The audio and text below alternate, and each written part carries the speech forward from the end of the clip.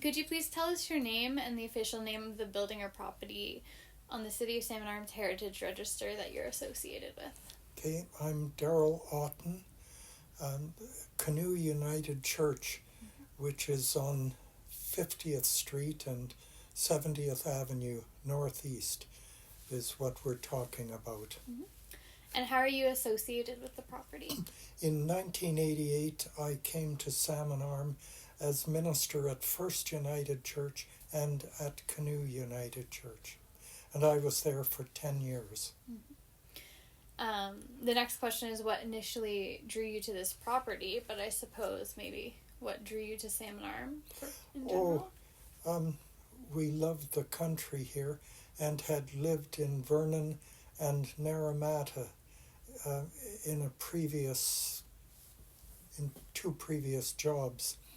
And so it was attractive to come back from Edmonton to this location and to be in a warmer climate. Yeah. So in your time working there at the United Church, what changes were made to the building or property? The building was constructed and dedicated in 1921, so that by 1988 it needed some structural repairs. After 1921, a second part of the building at the back was added on because they had a large Sunday school in the Canoe area, and they used that space for Sunday activities. And when I was there, the inside of the building was shiplap boards, old cut boards from the sawmill, and painted but never finished. So it was in need of updating. And so while I was there, we built closets in the back space, added drywall and ceiling tile, and modernized it. And in the sanctuary itself, I had a crew that sanded the floors and then put 2 coats of varnish to make it really attractive and new, and general painting. And on the outside, one of the first things we did was to bring in sidewalk blocks and lay them on a gravel bed so that people could walk from the street around the side of the building to get in the back side door. And we had a really funny comment one Sunday morning. So this was 1988. This lady said, "Do you know, we've been talking about putting that sidewalk down since 1947. So here we were 41 years later doing that. So it was quite hilarious. Oh, glad she saw it done. Was there anything else that was updated?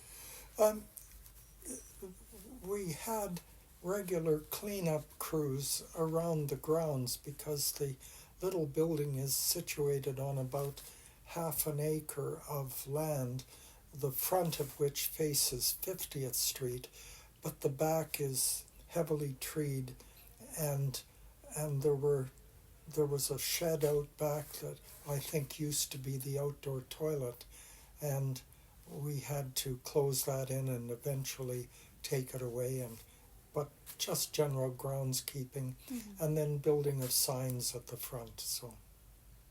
Okay. Do you have any words of wisdom you would share with people responsible for caring for a building like that one?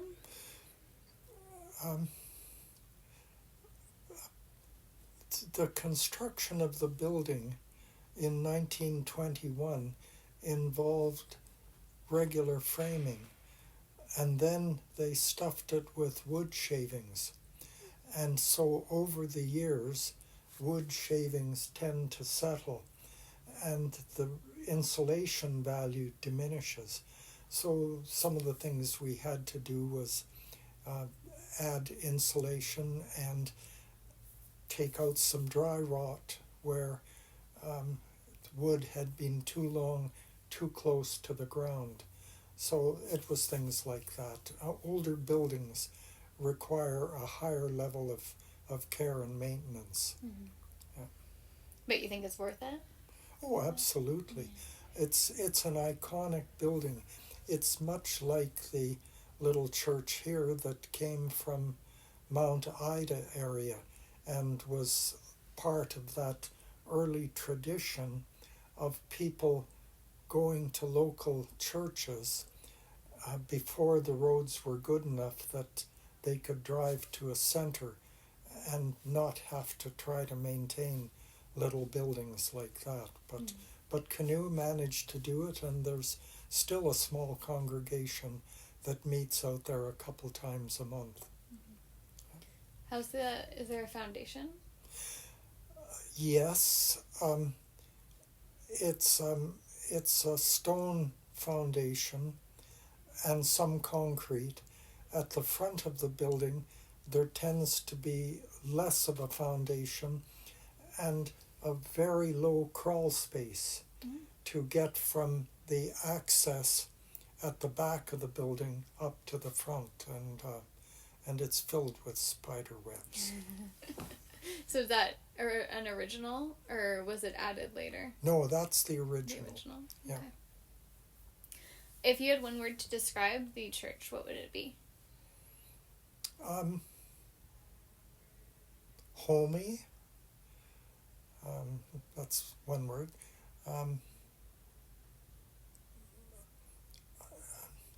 I think the word quaint would be, it's got all the original pews in it that I don't know who built them, but they were built using glued up plywood and then with cushions put over them.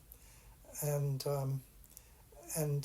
after I retired, I went back and built wall sconces on the windows so that they could put antique oil lamps, so that when they have a Christmas Eve service, they often light the coal oil lamps and let the classic light be in there. Mm-hmm. And I just talked to a fellow recently whose daughter has indicated that when she gets married next year, that's where she wants to have the ceremony. Mm. So it's like Haney Village. People like to come here and participate in the old days, the good old days. Yeah, it's got a certain feeling to it. Yeah. How does it compare to other places you've ministered? When I first came, there were about 40 people that attended on a regular basis, and they were retired people for the most part. And over the years, they died. And I have wonderful memories of those people. They loved to sing, and they had a choir that met every week, and they had a study group and a small board that conducted the business. And they were just happy, delightful, retired people. And you don't get them very often. No. Yeah. Okay. Is there anything else you wanted to add? No, what a great place it was and still is. Mm-hmm. And recently, one of their active people died very suddenly. And they gathered a group, and I was included in it, to come together to remember and to look for ways to support his spouse of many years. And it was such a heartwarming experience. And you don't always see that. Families gather, but this was 8 or 9 people from a whole bunch of areas, and their primary concern was how is his partner doing? And I thought, that's great. Yeah. Yeah. That's great support. All right. Well, That's it. That's all my questions. That's very simple. Yes.